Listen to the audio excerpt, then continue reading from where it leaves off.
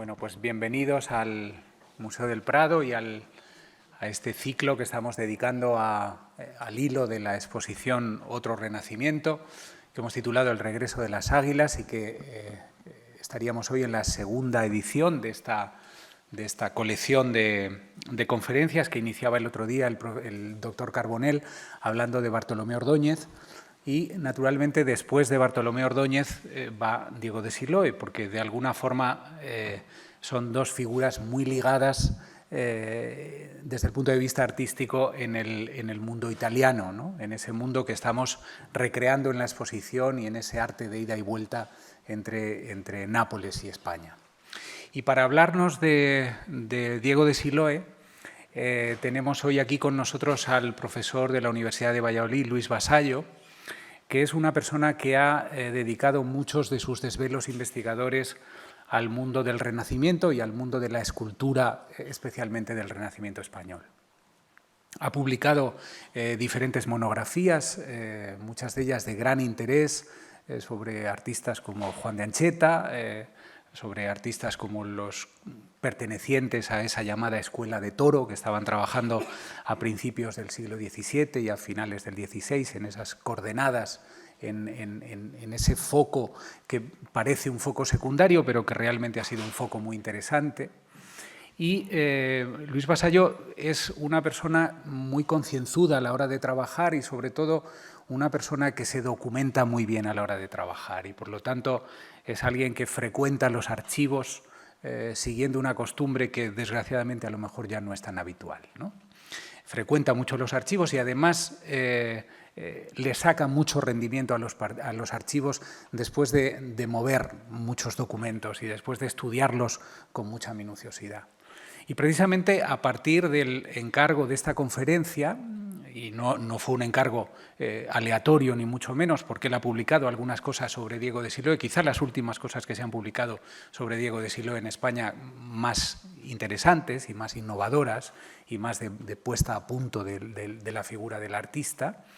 Pues, como les digo, preparando esta conferencia, nos va a dar hoy aquí como primicia en esta exposición algún hallazgo realmente interesante sobre la figura de Siloé y sobre su presencia en Italia, ¿no? Es decir, también estas conferencias sirven para estimular la investigación y para dar lugar a algún hallazgo de interés como el que él nos va a contar hoy aquí. Nos hablará de Diego de Siloé y sabremos muy bien quién es este artista. Muchas gracias.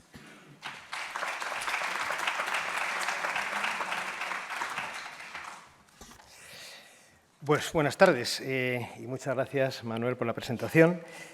Muy agradecido también al Museo del Prado por la invitación y a Manuel Arias, porque fue él el que me llamó para que hoy estuviera aquí, ¿no? Manuel Arias, como jefe del Departamento de Escultura del Museo, fue el encargado de invitar a los distintos ponentes para este ciclo, ¿no? Y, desde luego, para mí es una enorme satisfacción estar en esta casa que es un templo del disfrute para todo amante del arte y un templo también del saber. Y espero, o al menos voy a intentar poner mi granito de arena para hacer posible esto segundo. Bueno, en esta charla voy a intentar detenerme en dos cuestiones que me parecen básicas del Siloé escultor. No vamos a hablar, por lo tanto, del Siloé arquitecto, no vamos a hablar ni siquiera casi del Siloé tracista de retablos, aunque entra más en lo que en las coordenadas que estamos tratando. Tampoco vamos a hablar del Siloé proyectista o tracista, con tantas trazas como tuvo que hacer, no solamente de arquitectura, no solamente de retablos, sino también de rejería, por ejemplo, de monumentos sepulcrales, sino que básicamente vamos a hablar de dos cosas. Voy a intentar hablar de dos cosas, ¿no? En primer lugar, destacar su calidad como escultor, un escultor capaz de trabajar en todos los materiales posibles de una manera extraordinaria, excelente, con una calidad iba a decir de obra maestra todas ellas, pero no es verdad. No todo lo que hizo Siloé fueron obras maestras, pero sí muchas obras maestras. Hay muchas esculturas que pueden ser consideradas como obras maestras.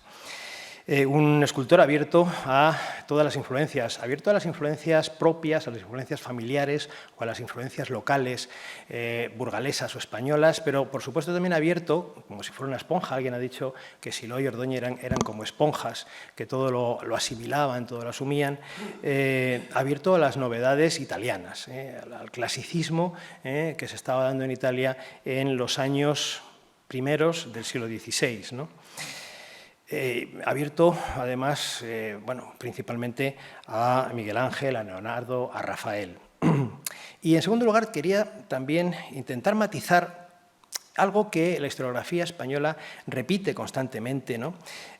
Como un mantra, y que yo creo que tenemos que reflexionar sobre ello. Eso que repite constantemente la historiografía española es que, vale, de acuerdo, hay unos escultores que van a Italia y que allí aprenden el clasicismo, pero cuando vuelven a España, véase Siloé, Ordóñez no volvió, pero en fin, o véase Berruguete, vuelven otra vez a sus orígenes y vuelven a ser unos escultores dramáticos, patéticos, sentimentales, y abandonan ese clasicismo. Bueno, yo creo que eso hay que ponerlo en cuarentena y espero convencerles en esta charla que vamos a tener ahora. Y luego quería comentar que es verdad que, bueno, yo ya tenía pensada esta conferencia y más o menos redactada la conferencia cuando de repente, pues hace poco, en fin, hace semana y media, me encontré en el archivo de Chancillería, bueno, son unos papeles que yo tenía ahí a la espera de poder leer, me encontré en el archivo de Chancillería unas cartas de Siloé. Bueno, 2 cartas de Siloé y una carta que le mandan desde Burgos y que, bueno, dan muchísimas noticias. Aquí voy a leer solamente la carta de Siloé, que en realidad es un recibo de haber recibido dinero, pero es más interesante la otra carta, la que le mandan desde Burgos, porque ahí da muchas noticias sobre su familia, muchas noticias sobre otros maestros que están trabajando en Burgos en ese momento, pero eso lo dejaremos para más adelante, para una publicación más adelante, ¿no? Pero sí que esa carta hasta cierto punto trastoca un poco algunas de las cosas que se venían diciendo sobre Siloé y sobre Ordóñez en la historiografía más reciente, ¿no? Porque trastocan algunas fechas y trastocan algunas cuestiones muy importantes, ¿no?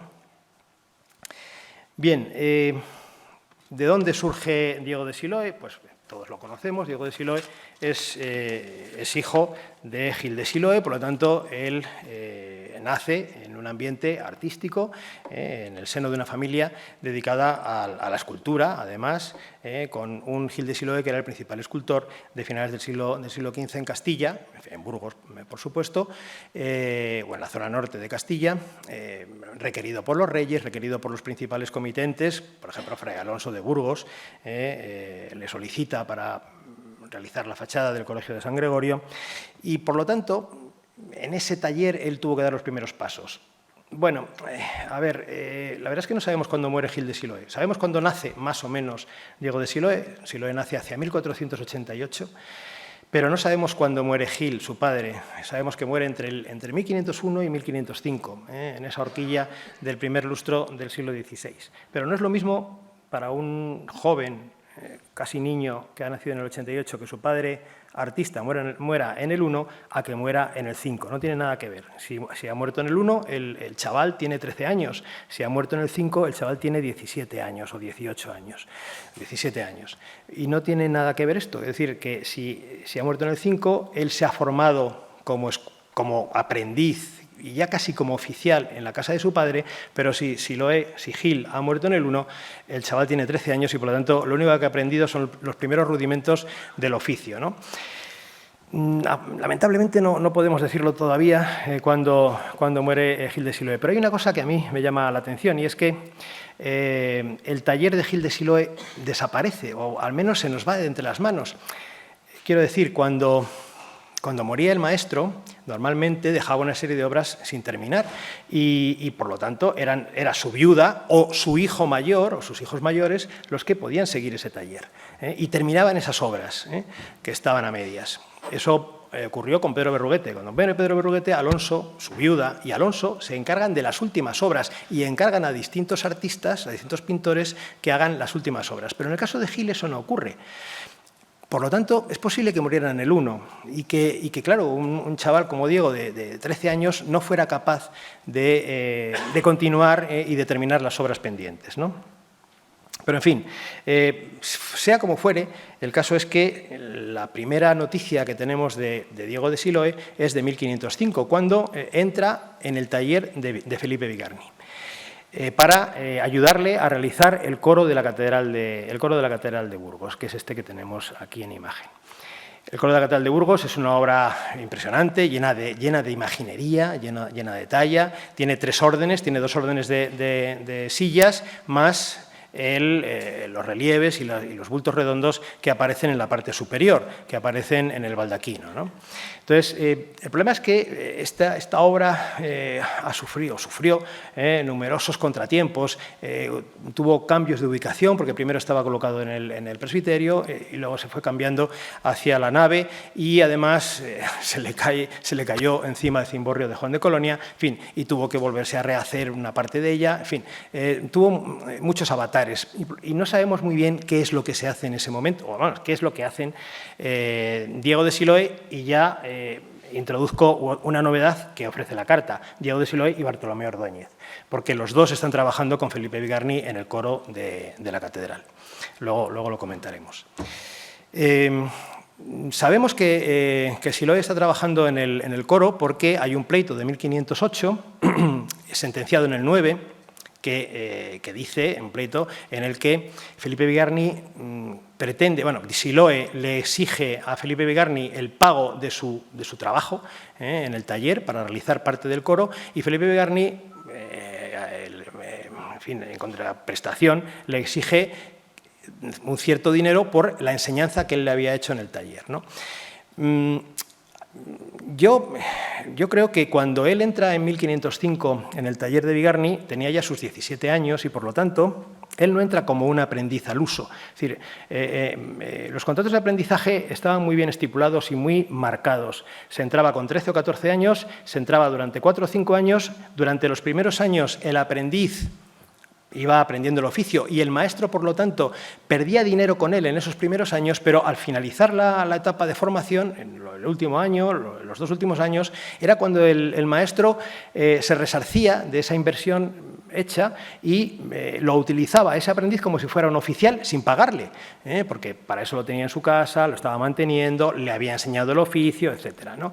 Y entonces, normalmente, hay muchos pleitos en los que los aprendices se van de la casa del maestro y la justicia siempre condena al aprendiz a que vuelva, a que regrese y termine de cumplir el contrato del aprendizaje. Y, sin embargo, en este caso, la justicia le va a dar la razón a Siloé. Y la razón es evidente, es que no era un contrato de aprendizaje, era un contrato de oficialía, porque existen ese tipo de contratos, era un contrato de oficialía, pero en el que entraba una parte de aprendizaje, es decir, el oficial, el criado, como se decía en ese momento, el oficial se comprometía a realizar una serie de obras para el maestro y el maestro, a su vez, se comprometía a enseñarle algunas cosas del oficio que el joven no sabía todavía, ¿no? Entonces, esto es lo que era un contrato de oficialía y, además, parece ser que en el pleito se demostró que Bigarny le liberó del compromiso que había adquirido Siloé y por eso en 1509 se sentencia que Bigarny lo que tiene que hacer es pagarle 70 ducados, insisto en lo de los 70 ducados porque luego va a salir en la carta, 70 ducados a Diego de Siloé. Y en ese momento, cuando Bigarny se compromete a pagar los 70 ducados, bueno, es obligado por la justicia a pagarle los 70 ducados, se dice que Diego de Siloé está de partida, o sea, que se iba a ir, él se despide de Bigarny porque se va a ir fuera de Burgos. Y siempre se ha interpretado este de partida como que Siloé se va de España, vamos, Siloé y Ordóñez se van de España a Italia. Claro, siempre se ha dicho que tuvieron que pasar, hicieron una especie de gran tour, tuvieron que pasar por Florencia, tuvieron que pasar por Roma, en fin, vete a saber si pasaron por Venecia, vete a saber, en fin, por qué otros sitios pasaron. Sí, evidentemente tuvieron que pasar por Florencia y tuvieron que pasar por Roma, porque si no, no se entiende el arte ni de Bigarny, ni de Siloé, ni de Bartolomé Ordóñez. Es que es obligado que hayan pasado por allí, es obligado que hayan conocido a Andrea Sansovino, vamos, las obras de Andrea Sansovino, es obligado que hayan conocido las obras de Leonardo, es obligado que hayan conocido la pintura de Rafael, y es obligadísimo que hayan conocido lo de Miguel Ángel, porque es que si no, no se entiende el clasicismo que veremos después de Diego de Siloé.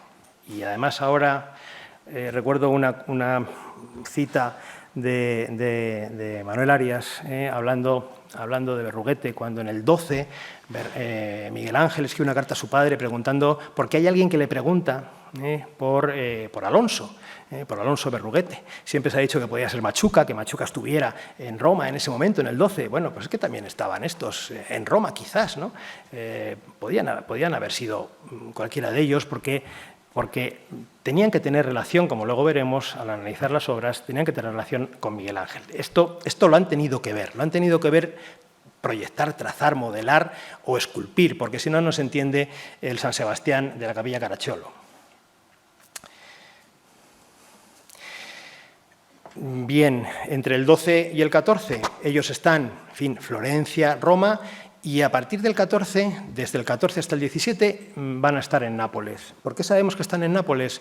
Pues lo sabemos por una noticia de un humanista que se llama Sumonte, Pietro Sumonte, que dice que al escribir y describir una capilla, la capilla Caracciolo di Vico, dice que es muy buena capilla, que tiene muy buenas imágenes y que las esculturas las hicieron dos escultores españoles, dos artistas españoles llamados Ordoño y Diego, o de Siloe, no sé cómo lo dice, ¿no? Entonces está claro, esto lo dice en el 24. Y la capilla se hace del 14 al 17, o del 15 al 17. Por lo tanto, era bastante reciente, ¿no? Por eso sabemos que Siloe y Ordóñez están en Nápoles, ¿no? ¿Y por qué se van a Nápoles? Pues la verdad es que no se puede contestar, pero en la carta esta de Roma, Siloe dice que estaban muy alcanzados. Ellos piden dinero porque tienen deudas, piden dinero a Burgos, porque tienen deudas, y dicen que están como descontentos porque dicen que esta no es una tierra para adquirir riquezas. O sea, Roma les había sido esquiva, en Roma había mucha competencia, era una ciudad muy problemática y parece ser que ellos no podían quizás demostrar su arte.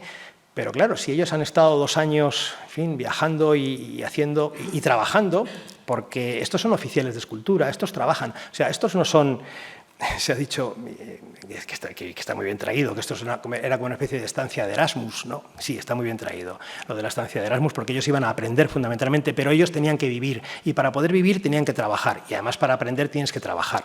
Por lo tanto, ellos trabajaban, o sea, que ellos tuvieron que hacer obra en Roma, donde estuvieran, ¿no? Tuvieron que realizar obra, tuvieron que trabajar en algún taller realizando obra, ¿no?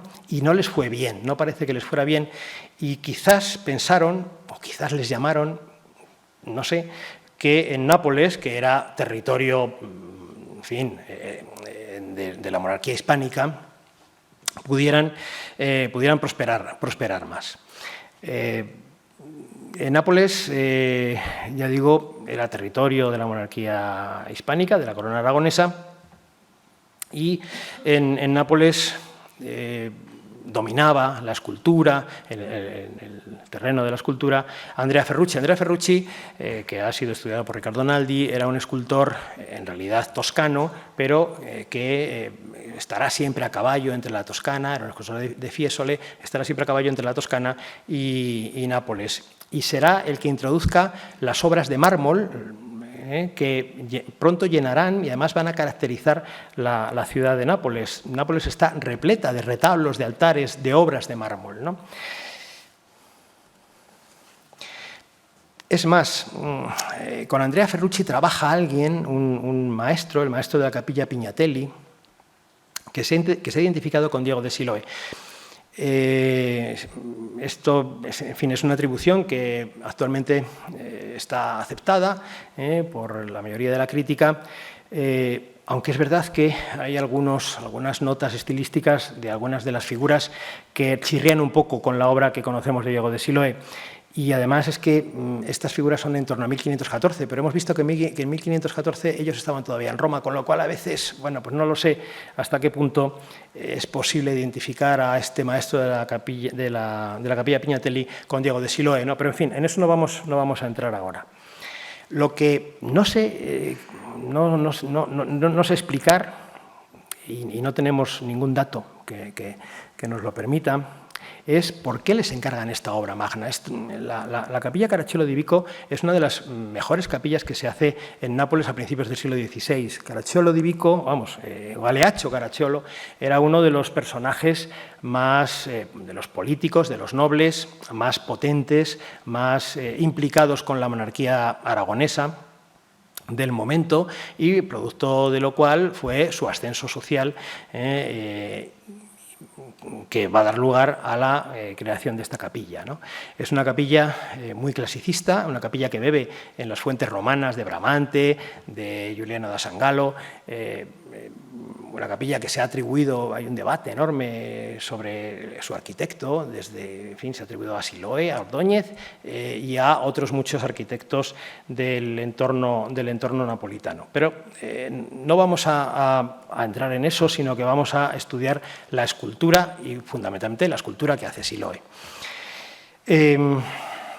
A ellos les encargan, a tres personas, en realidad, a Ordóñez, a Siloé. Ordóñez y Siloé eran socios, trabajaban de compañía. Esto era algo habitual en la época. Los artistas se asociaban entre ellos para poder abarcar más obra, en fin. Y ellos dos siempre van mientras residan en Italia, parece que van a vivir juntos y van a trabajar juntos, ¿no? Entonces, a ellos les encargan la obra, a ellos y a un escultor italiano que es Girolamo Santa Croce. Pero la obra, en fin, tampoco vamos a ser tan nacionalistas como para decir que es mucho mejor la obra de Ordóñez y de Siloé que la de los napolitanos que estaban en ese momento trabajando allí, pero sí, o sea, es que no hay color entre la obra que hacen Diego de Siloé o Bartolomé Ordóñez con la que hace Girolamo Santa Croce. Quería simplemente destacar dos piezas que sabemos que hizo Siloé y que luego va a repetir en algunas obras que hace en España. Concretamente, el San Sebastián es este que tenemos aquí, este San Sebastián. El San Sebastián, que evidentemente está bebiendo de Miguel Ángel y de la anticuaria clásica, de la escultura clásica, de Miguel Ángel, sobre todo, bueno, del David, por supuesto, pero sobre todo del esclavo moribundo. Pero, insisto, es que esto se está haciendo en el 14-15 y esto se está haciendo en el 15-16. Es que parece como si Siloé estuviera en el taller de Miguel Ángel, viendo tallar esta obra o viendo diseñar esta obra. Pero aquí me gustaría centrarme en el rostro. En el rostro del San Sebastián aparece ese sentimiento un tanto emotivo, patético, diríamos, que por supuesto está tomado de la antigüedad helenística, pero que veremos que se va a repetir después en España constantemente, ¿no? Eso, el San Sebastián y este Cristo muerto, que es el que aparece en el frontal de altar, con este difuminado, este schiacciato tan florentino bueno, en una obra que veremos que se repite posteriormente en Burgos. He dicho que Ordóñez y Siloé están asociados, trabajan a la limón, y hay otra gran obra que es este sepulcro de un joven muerto prematuramente, Andrea Bonifacio, cuyo padre le encarga solo a Bartolomé Ordóñez, porque esta obra solamente se atribuye a Bartolomé Ordóñez, les encarga este sepulcro de mármol. Un sepulcro muy original, donde el sepulcro tiene esta forma de bañera y tiene una tapa que se abre y aparece la figura recostada del joven, acompañada por estos ángeles, que son los que levantan la tapa. Y me gustaría detenerme, enseñarles este detalle, porque luego veremos alguna pieza siloesca, burgalesa, que repite esta composición, ¿no? Un poco para poner en duda que esto solo sea de Bartolomé Ordóñez, que si los dos estaban asociados, si los dos trabajaban a la limón, ¿por qué no va a trabajar aquí también Diego de Siloé? Bien, en el año 17 se produce la vuelta, en principio la vuelta solo de Ordóñez, porque de Siloé no sabemos nada, pero se produce la vuelta, se supone que de ambos, a España. ¿Y por qué? Bueno, pues ya, en fin, esto se ha dicho infinidad de veces. Pues porque cambia el rey. En el año 16 muere Fernando el Católico. Además, Fernando el Católico tenía una enorme preferencia por Felipe Bigarny. Felipe Bigarny es el de la artillería de coro de la Catedral de Burgos, por lo tanto enfrentado a Siloe. Y Fernando el Católico había nombrado a Felipe Bigarny en el año 13, le había nombrado comisario o veedor de las obras de escultura del reino. Por lo tanto, Siloe poco tenía que hacer en Castilla mientras Fernando el Católico siguiera gobernando. Pero en el 16 muere Fernando el Católico y en el 17 llega Carlos I.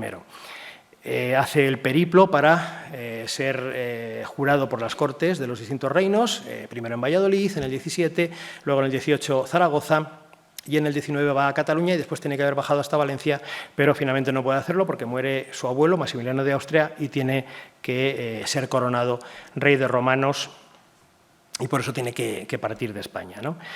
En ese periplo ocurren varias cosas importantes. En primer lugar, se reactiva la obra de la Capilla Real de Granada, que estaba paralizada. Y además la reactivan dos personajes que van a tener mucha relación con Diego de Siloe, bueno, sobre todo uno de ellos, que es Juan Rodríguez de Fonseca.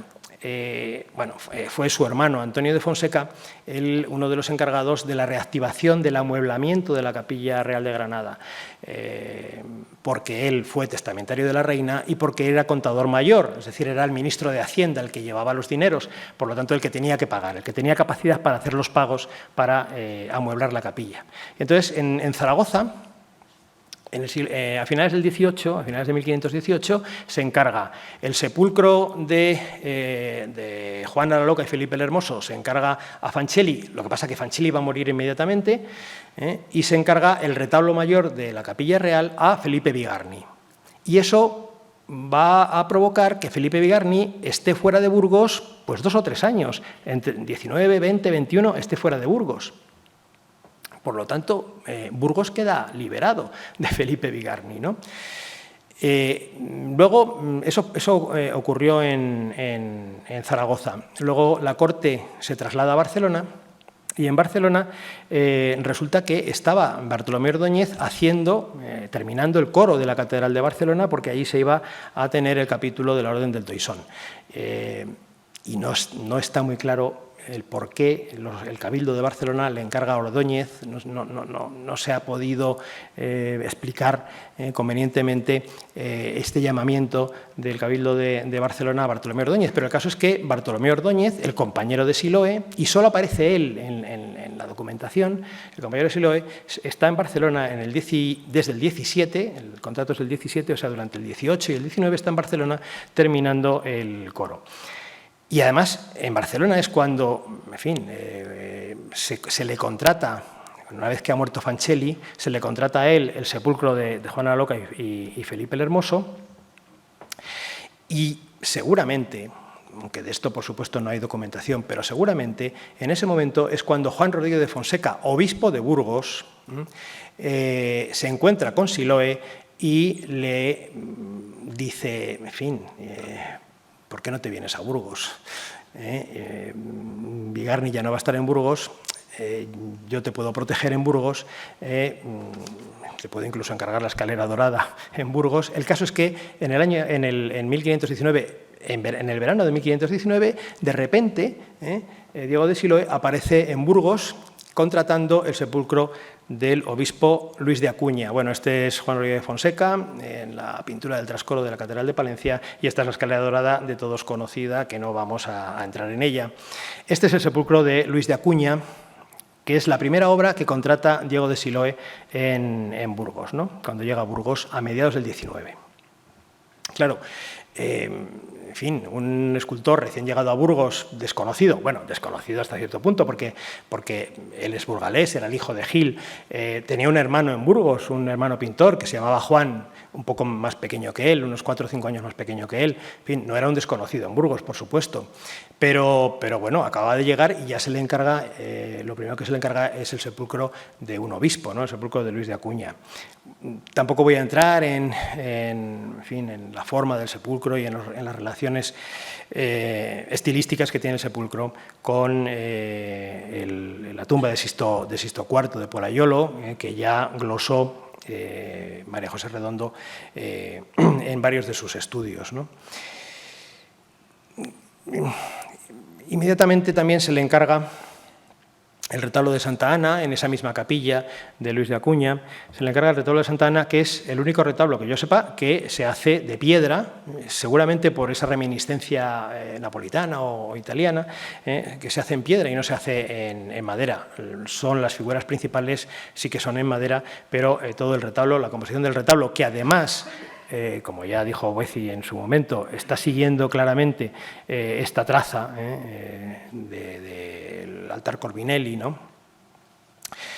Y aquí vemos, aquí abajo, estamos viendo algo que ya hemos visto en la capilla Caracciolo, este Cristo muerto, tumbado sobre una cama de lascas o de lajas de piedra, que son tan características del maestro, y, bueno, y al mismo tiempo la imagen principal, o el grupo principal, que es el grupo del retablo se dedica a Santa Ana, el grupo de Santa Ana, la Virgen y el Niño, lamentablemente muy deteriorado por humedades y por la carcoma, pero que demuestran esa sensibilidad, esa mirada amable que tiene Diego de Siloé hacia la mujer, hacia el mundo femenino, ¿no? Que veremos algo, por supuesto, que ha tomado de Rafael y que va a practicar en todas sus obras. Claro, él entra en Burgos, llega a Burgos, empieza a trabajar para la catedral y de repente le encargan esto. Claro, esto son la terminación de los retablos de la capilla de los Condestables. Pero claro, aquí esto ofrece muchas dudas o provoca muchas dudas. Es verdad que este amueblamiento de la capilla lo había iniciado Gil de Siloé. Gil de Siloé hizo el padre de Diego, ¿no? Hizo este retablo de aquí, el retablo de Santa Ana. Se trata de un retablo mayor y dos colaterales, ¿eh? Este es el retablo mayor y estos son los dos colaterales del retablo. Entonces, Gil de Siloé solo le dio tiempo a hacer esto. El resto quedó sin terminar. Y además es que Felipe Bigarny tenía un acostamiento que le pagaban los condestables, porque Felipe Bigarny era el maestro de referencia, el escultor y casi el arquitecto, o uno de los arquitectos de referencia de los condestables. Y le pagaban un sueldo anual por serlo. Y de repente a Diego de Siloé empieza, vamos, para empezar, proyecta estos dos retablos, claramente a imagen y semejanza de este, bueno, en fin, siguiendo un poco la forma de este con ese baldaquino. Este retablo es uno de los retablos más extraordinarios de nuestro Renacimiento. Parece un escenario teatral que se abre. Este baldaquino que está soportado por estas columnas, una especie de rotonda, soportado por columnas que se han roto, por supuesto, en la parte central. Aquí lo tenemos, estas columnas que están rotas en la parte central, y que remata todo con ese saliente en forma de baldaquino, ¿no? En realidad lo que está siguiendo es la traza que había dado Gil de Siloé en su momento, ¿no? Pero, ayornata, puesta al día en estilo renacentista, claro. Pero a lo que voy es que, de repente, el comitente más extraordinario, más potente de la ciudad, en la obra más costosa que se había hecho en la ciudad hasta ese momento, le encargan a Diego de Siloé estas esculturas. No solo a él, también a Bigarny, porque es una obra que va a hacer a la limón, pero cosa que chirría, porque, en fin, no creo yo que la relación entre Bigarny y Siloé fuera muy buena. Pero hace más obra Siloé que Bigarny. Quizás se esté respetando ese contrato inicial que Gil de Siloé no pudo terminar y que ahora Diego de Siloé termina una vez que ha llegado de Italia. Bueno, no lo sabemos, pero el caso es que es Diego el que hace la mayoría de las esculturas de la capilla. Y además, como están trabajando los dos al unísono, parece que hay una especie de competencia, a ver quién lo hace mejor. Y la mayoría de las obras son excelentes. Vamos a pasar algunas, como este Cristo Varón de Dolores, que claramente está inspirado pues, en todos los Cristos medievales, Cristos Varón de Dolores medievales, sostenidos por ángeles o sostenidos por San Juan y la Virgen, tanto en pintura como en escultura, como ocurre, por ejemplo, en este altar Corbinelli, ya hemos citado. Imágenes que va a crear ahora, o modelos que va a crear ahora y que luego se van a ir repitiendo a lo largo del tiempo en Burgos, como es este San Jorge, que luego, al cabo de 2 o 3 años, repite en este San Miguel de Sasamón extraordinario que está expuesto en la exposición que tenemos ahí al lado y que es una de esas piezas que ¿cómo es posible que un español haga esto? Bueno, pues porque es que este español ha estado en Italia y puede hacer esto. Este clasicismo absoluto que muestra esta pieza es posible porque él ha estado en Roma y él ha estado en Florencia y él ha estado en Nápoles. O esta otra obra maestra también, este San Jerónimo, donde se muestra el paso del tiempo y las marcas sobre el cuerpo humano de la vejez, del paso del tiempo,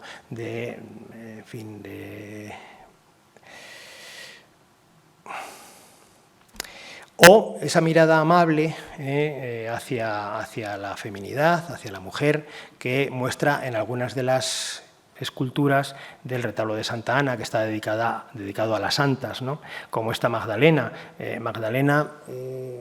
de la que quería destacar fundamentalmente la decoración de los ropajes, de estas mangas acuchilladas de las que salen estos bollones de la camisa, de esa policromía de León Picardo y quizás de su hermano también, no lo sabemos, pero en fin, de León Picardo, que se aplica fastuosamente en la imagen y que después volvemos a ver en esta Santa Casilda de Salinillas de Bureba, que está tumbada en una postura muy similar a la del joven Bonifacio de Nápoles, ¿no? Y que por lo tanto esto ha movido a algunos autores a decir si es que esa escultura de Bonifacio, esa imagen de Bonifacio, no sería hecha por Diego de Siloé, ¿no? Bien, ahora vamos a dar un giro a la exposición y vamos a tratar las cuestiones más patéticas, más dolorosas de la escultura de Diego de Siloé. En 1519, un escultor discípulo de Bigarny, que había participado en la elaboración del retablo mayor de la Catedral de Oviedo, que había trabajado con Bigarny en Casa la Reina, llega a Palencia para contratar el Calvario del retablo mayor de la Catedral de Palencia. Este Calvario de aquí. Bueno, el retablo mayor de la Catedral de Palencia tiene una vida, si decíamos que el coro de Burgos tenía una vida azarosa, esta todavía mucho más, ¿no? Pero en fin, el caso es que en 1519 se pretende completar el retablo con este baldaquino enorme para henchir todo el espacio disponible de la capilla mayor y se le encarga a Balmaseda.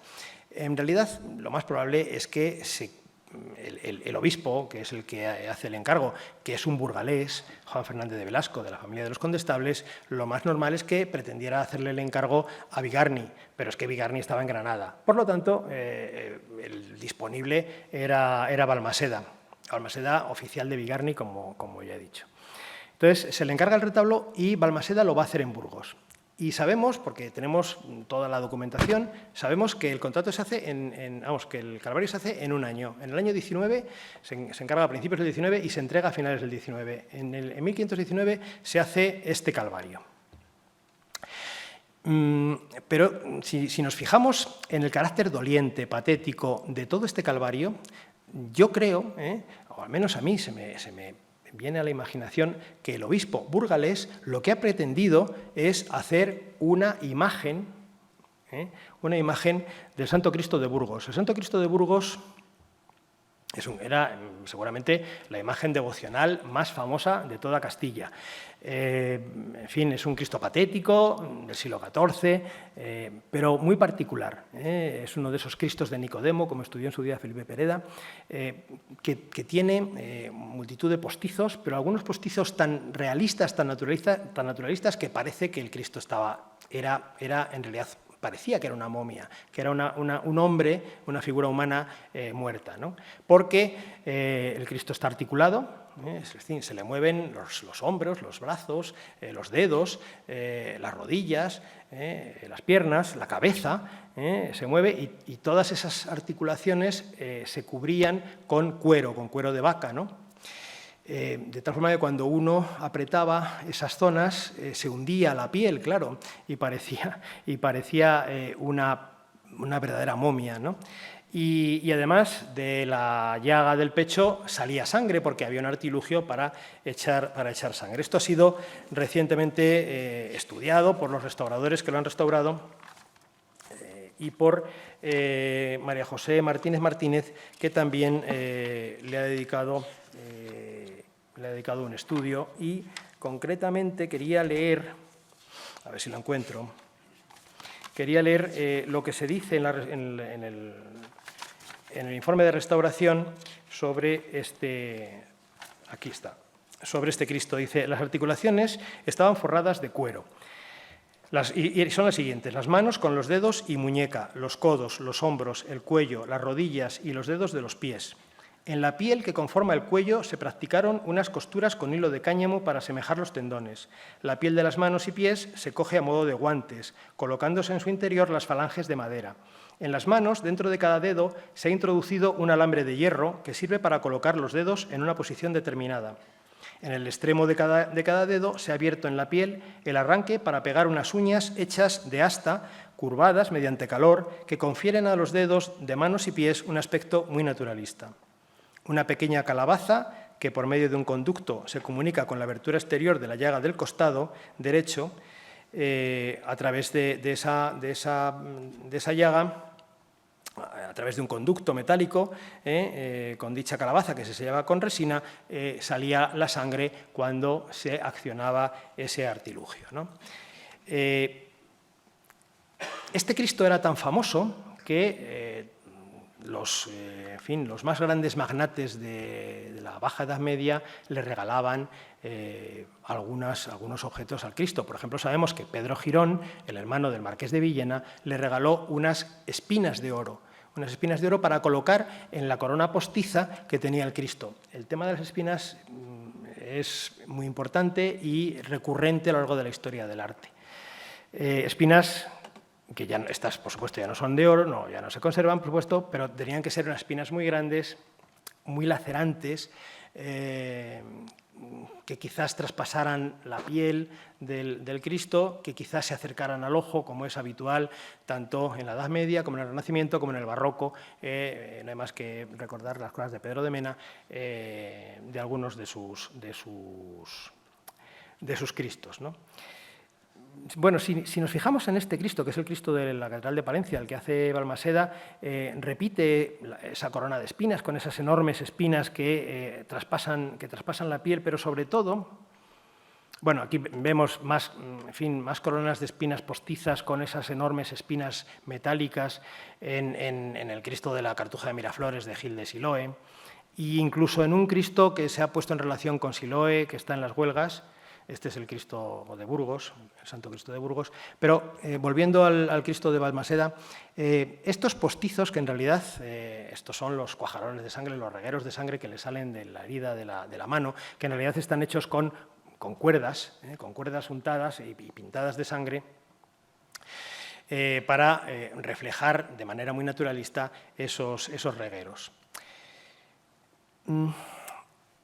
El Cristo se acompañaba por la Virgen y San Juan, y si nos fijamos en la Virgen, esta es la Virgen de Balmaseda, la de la Catedral de Palencia. Si nos fijamos en esta Virgen y luego nos fijamos en la Virgen de los Condestables, de la Capilla de los Condestables, a mí me parece que se pueden equiparar, que desde luego las relaciones son muchísimas y que desde luego la talla de este estudio de paños de esta Virgen no desmerece en nada al trabajo de Siloé.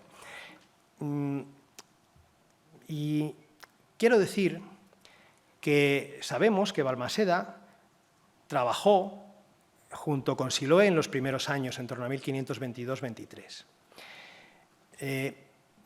Y no sé hasta qué punto esta imagen de Siloé está influida por Balmaseda o esta imagen de Balmaseda está influida por Siloé. Claro, este es el San Juan de ese Calvario de Palencia, Y este es un San Juan de Siloé de ese mismo momento y además realizado en un retablo que hace con Balmaseda. Por supuesto, el patetismo es mucho menor en el caso de Siloé, pero tiene ese aire, se da ese aire al patetismo de Balmaseda. Y sabemos que Balmaseda y Siloé trabajan juntos porque hacen este retablo ellos dos.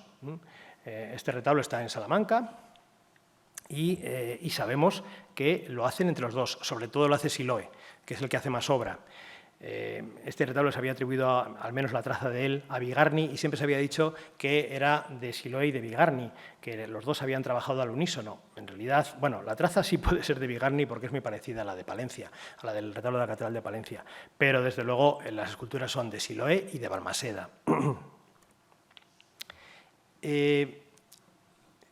Continuando con el tema del patetismo y de las imágenes dolientes, tenemos que tratar estas dos obras maestras de la escultura de Siloé, una de las cuales sabemos que pertenecía a una cofradía penitencial que estaba radicada en una capilla de la catedral y que es la única imagen que se conserva de 3 imágenes que tenía esta cofradía.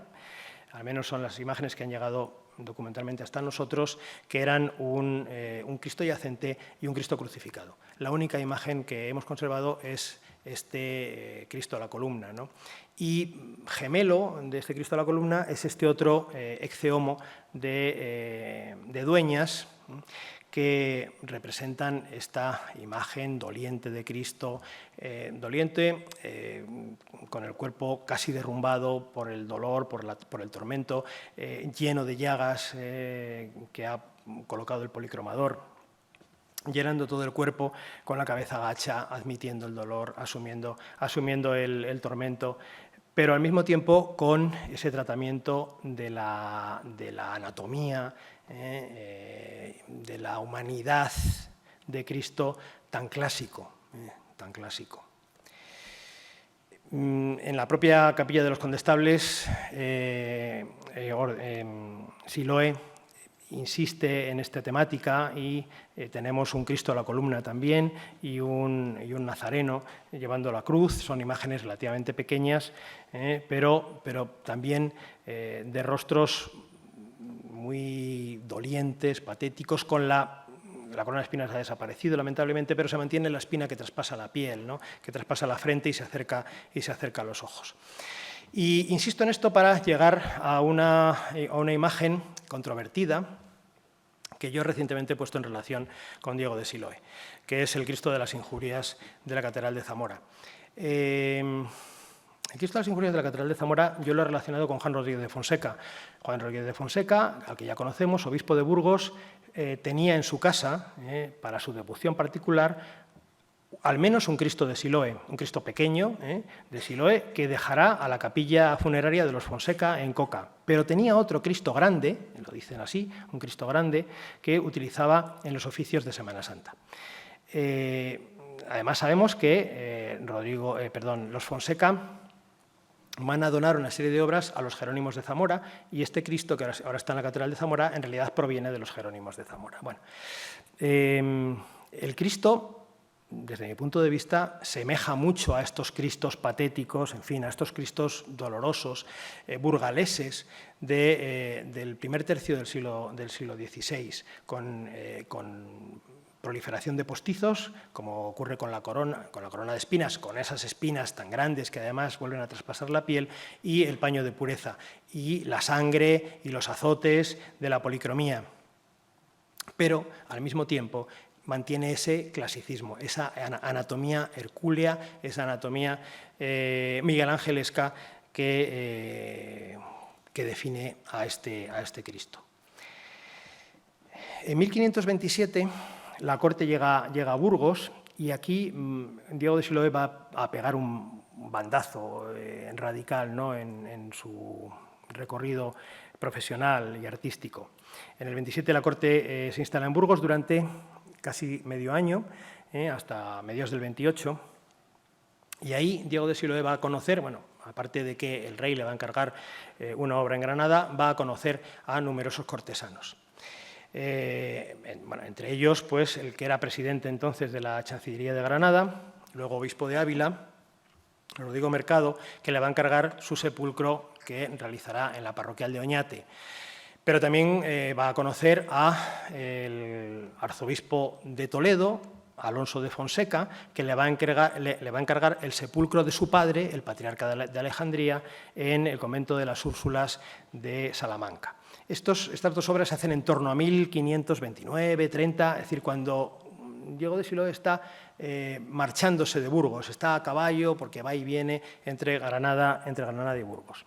Y a ese mismo momento pertenece esta imagen, que es la última gran obra que se ha atribuido a Diego de Siloé aquí en España, que es este San Sebastián magnífico, extraordinario, en fin, que estaba inédito hasta hace 3 años o 4 años, que está en el convento del Corpus Christi de Salamanca. El comitente es Cristóbal Suárez de la Cebo, y Cristóbal Suárez de la Cebo estaba relacionado con los Fonseca, estaba relacionado con Antonio de Fonseca, con el contador mayor, era uno de los oficiales de Antonio de Fonseca y también relacionado con Cobos, con Francisco de los Cobos, el secretario del rey, el secretario de Carlos I. Y sabemos que Cristóbal Suárez de la Cebo funda un convento, el convento del Corpus Christi en Salamanca, y a él dona esta imagen, la imagen de San Sebastián.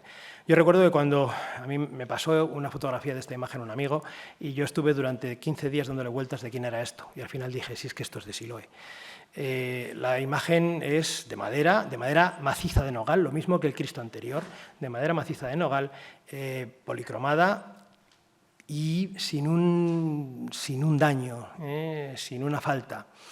Y, por supuesto, esta imagen nos trae al recuerdo pues, todos los San Sebastianes, toda la serie de San Sebastianes que hizo Siloé a lo largo de su carrera. El de Caracciolo di Vico, el modernamente atribuido o localizado en una colección particular en Estados Unidos, el de Barbadillo de Herreros. Bueno, este otro de la Capilla de los Condestables, el de peor calidad de todos ellos, pero también suyo, por supuesto, y este de Salamanca, ¿no? El tratamiento de la anatomía, el estudio anatómico, por supuesto, nos dirige hacia la primera de las obras, hacia el primero de sus San Sebastianes, en la capilla de Caracciolo di Vico, el que estaba más influido por Miguel Ángel, el que estaba más en relación con el Miguel Ángel que había visto 1 año atrás o 2 años atrás en Roma. Y, en fin, el estudio de estas anatomías en este momento es lo que me lleva a mí a atribuir el Cristo de las Injurias a Diego de Siloé. Y pongo ahí finalmente la carta. Sí, ya es la hora, ya ha pasado casi 1 hora, y voy a leerles la carta que escribe Diego de Siloé desde Roma. La verdad es que la carta te deja un poco mal porque la carta en realidad, la carta es un recibo. Diego de Siloé dice que ha recibido un dinero, un préstamo de 20 ducados, y que por lo tanto lo que hay que hacer en Burgos es pagarle a esa persona, pagarle ese dinero. Pero la carta demuestra que no estaba siendo bien tratado por la persona, bueno, a la que va dirigida, no voy a decir su nombre, pero a la que va dirigida la carta es un familiar de Ordóñez, y parece que la comunicación epistolar no era suficientemente fluida entre ellos, y de eso se queja Siloé. Y además se queja de que no había de qué ganarse la vida en Roma, ¿no? Y dice, Señor, pues que es una carta que se manda después de que el de Burgos le haya dicho que sí, que pida dinero porque él le garantiza que lo va a pagar en Burgos, ¿no? Dice, Señor, pues que vuestra merced así lo quiere, despídase, que hasta placiendo Nuestra Señora de nos dar gracia que volvamos a esa tierra, si 1000 años acá estuviese, de mí no sabrá. Y en esto yo creo que le haré grandísimo placer, que de 10 libras de papel que le he escrito, nunca he podido haber respuesta de vuestra merced. Toma ya. Muchas gracias doy a Dios por ello, y también porque nos ha querido remediar para pagar nuestras deudas. Siempre habla en plural, es que están los dos, está Bartolomé y él. Para pagar nuestras deudas, en que, Señor, ha venido aquí Maestre Fernando, el cual es natural de Burgos. ¿Y quién es este Maestre Fernando? Pues Maestre Fernando es Fernando de Burgos, que era un iluminador y que está en Roma en 1514. Esta carta la he encontrado hace 1 semana y media. No sé quién era Fernando de Burgos. el cual es natural de Burgos y ha sido tanta su virtud en la afición que nos ha tomado que, viendo nuestra gran necesidad y lacería en que estábamos, me ha prestado 20 ducados de oro largos, los cuales suplico a vuestra merced que, vista la presente, los pague y le dé las gracias por ello, como es de mucha razón. Y que vuestra merced le haga honra toda la que pudiere, porque es persona, como vuestra merced verá, que merita todo honor. Merita, en vez de decir merece, dice merita. Es posible que Siloé tuviera una formación, bueno, relativamente culta, ¿no? Que merita todo honor. Y asimismo puede hacer pago a sus amigos. Así que, señor, digo otra vez y ruego a vuestra merced que le sean luego pagados 20 ducados de oro largos, que aunque vuestra merced se los pague, jamás esperamos poderle servir la merced que nos ha hecho. Sigue más cuestiones de dinero y tal, y dice, señor, a mi señora beso las manos. Bueno, mi señora es la madre. Es que esto responde a otra carta previa donde este hombre le decía que su madre estaba muy enferma, que estaba muy mal de una pierna, que hacía no sé cuántos meses que no se levantaba de la cama y que estaba esperando a morirse a verlo, a que volviera a Burgos, ¿no? Dice, señor, a mi señora beso las manos, Bartolomé y yo juntamente con el señor, su padre y su madre. Besan las manos a la madre de Diego y las manos a los padres de Bartolomé. Y dele vuestra merced las nuevas de nosotros, porque yo ya no entiendo de escribir más, pues que vuestra merced hace tan poca cuenta de mí y de mi necesidad. Ya he sabido cómo maestre Felipe ha pagado los 70 ducados míos, que nos lo ha dicho aquí un vizcaíno criado suyo. Quizás fuese un tal Bartolomé de Balmaseda, no sabemos si hermano de Juan, que estuvo trabajando con Bigarni hasta el 14. Un criado vizcaíno suyo que se le fue. Por eso luego remedie vuestra merced esto. Otra cosa de acá no hay que de escribir sea, salvo que ruego a Dios y a su Madre Preciosa nos dé el volver con salud a esa tierra que bienes acá no se pueden adquirir. Y a vuestra merced le acreciente la vida y honra como por él es deseado. De Roma, hoy, viernes, a 4 de abril, su muy humilde fijo, Diego de Siloé. Bueno, en realidad pone Diego Silve, pero es Diego Siloé. Muchas gracias.